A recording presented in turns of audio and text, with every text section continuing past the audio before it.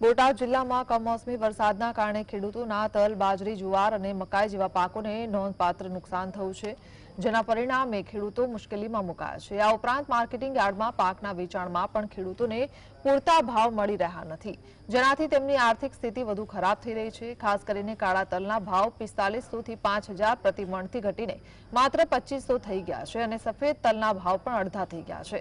ખેડૂતોનું માનવું છે કે વેપારીઓના સિન્ડિકેટને કારણે તલ, કઠોળ અને બાજરી જેવા પાકોના યોગ્ય ભાવ મળતા નથી। આ પરિસ્થિતિમાં ખેડૂતો દ્વારા સરકાર અને માર્કેટિંગ યાર્ડ પાસે આર્થિક મદદની માંગ કરવામાં આવી છે। જો કે બોટાદ જિલ્લાના ખેડૂતોની ફરિયાદ છે કે તેમના જિલ્લાને અગાઉના રાહત પેકેજમાં સામેલ કરવામાં આવ્યો નથી, જેના કારણે તેઓ ન્યાયની માંગ કરી રહ્યા છે। આજે બોટાદની અંદર માર્કેટિંગ યાર્ડની અંદર ખેડૂતો માલ લઈને આવ્યા છે, લૂંટાય છે।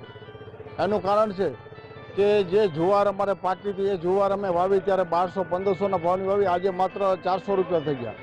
બાજરી જે બિયારણમાં વાવીને બાજરી લઈને આવ્યો ત્યારે એ વાવેતર ઘણું મોંઘું પડ્યું અને અત્યારે વેચો તો 300-400 રૂપિયાનો મણ વેચાય બાજરો।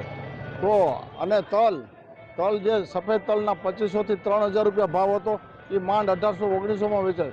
કાળા તલના 5000 રૂપિયા ભાવ હતા એ માત્ર અત્યારે 2500 રૂપિયા આવે છે। એટલે ખેડૂતો પીસાય છે। શું નામ છે?